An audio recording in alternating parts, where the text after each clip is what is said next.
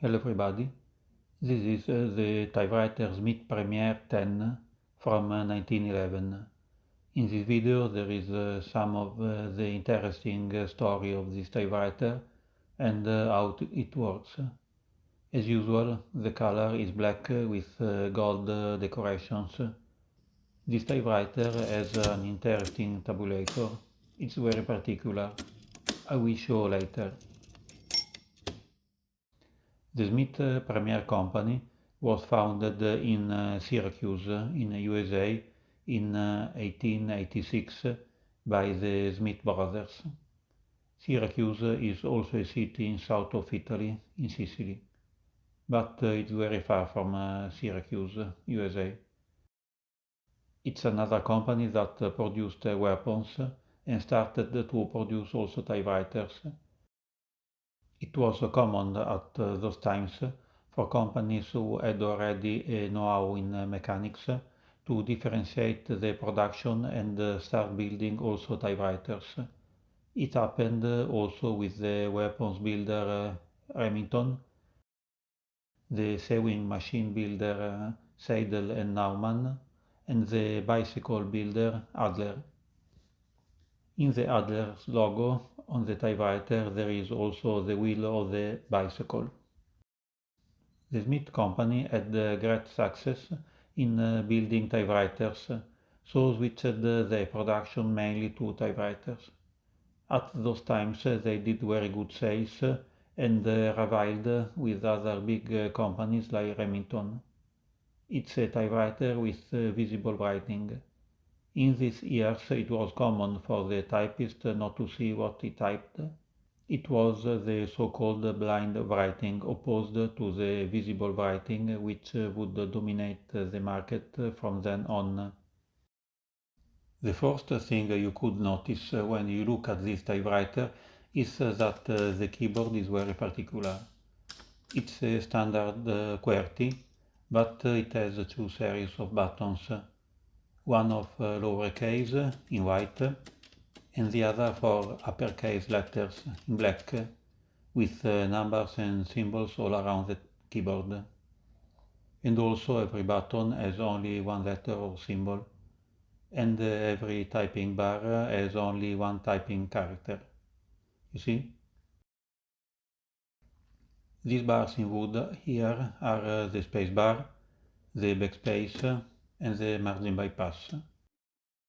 This double keyboard was the solution adopted during the early development of typewriters to solve the problem of majuscules and minuscule without using the shift button. Also this bar lock used this system, for example. You can find the link of the video of this bar lock in the description of the video. So in the 1908 they were still happy with their two keyboards and started producing this Model 10 typewriter that is the only model ever produced with visible writing and extended keyboard. They insisted obstinately with the extended keyboard till 1921 when all the world was in the direction of using the standard keyboards. They stated in this advertisement that it saves time because there aren't double motions. In the manual they state that the shift button confuses the operator. It's partially true, and also the mechanics of the typewriters is much more simple. But when you use this typewriter you have to move all the hand instead of only the fingers, and in the end it's slower.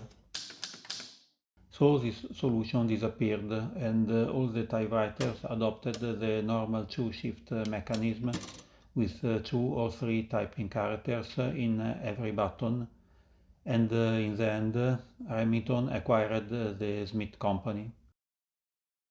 The Smith Premier Model 10 was the last model produced by Smith Premier Company. This typewriter was used by Jack London and Frank Baum to write their books. In this catalog there are some spare parts for this typewriter. It's from 1930. It means that in these years this typewriter was still diffused. The paper is kept under these rollers. You can adjust the paper with this lever on the left. On the sides of the roller there are the carriage release levers. This is the interline lever, and you regulate the interline spacing with this selector. There are three positions. If you want to freely adjust the interline, there is this button. This lever on the left is used to raise the carriage of the typewriter in case you want to make a correction. There is a good function here. If you have to set the margins and the tabulator, you don't have to go in the back of the typewriter or bend over the rear of the typewriter, but you can raise the swinging rack carrying the margin regulator stops and the tabulator system. Then you can set the margins to the desired point. The approaching end of the line is indicated by the bell.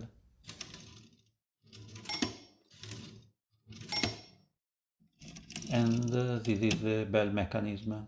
It's always nice, you see.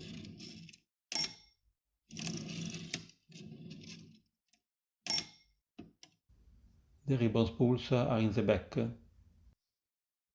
This little crank is for the advancement of the ribbon or to reverse their direction. You can also remove this spool pulling this knob.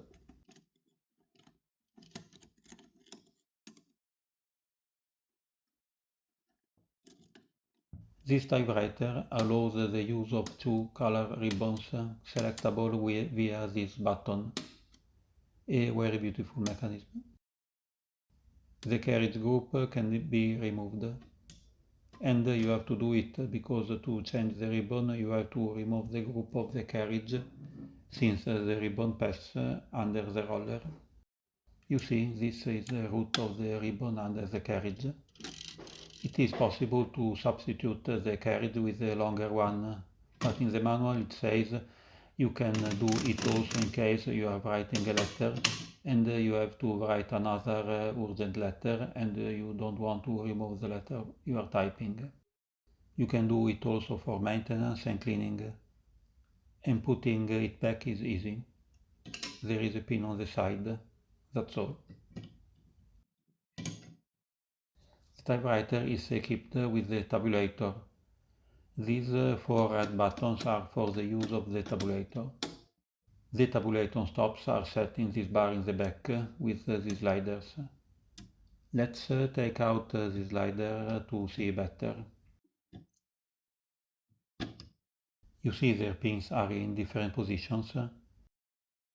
Look when I press the four buttons of the tabulator.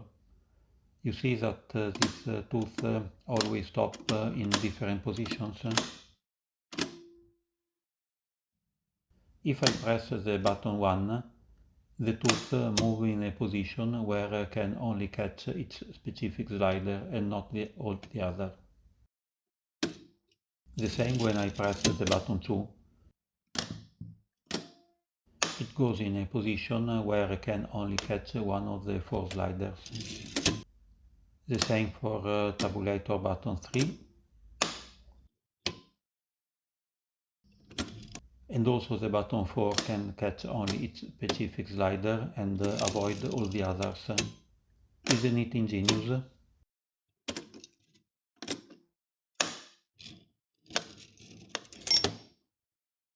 For this typewriter that's all, but if you like old typewriters with particular shapes, you could also take a look at this video. Have a nice day.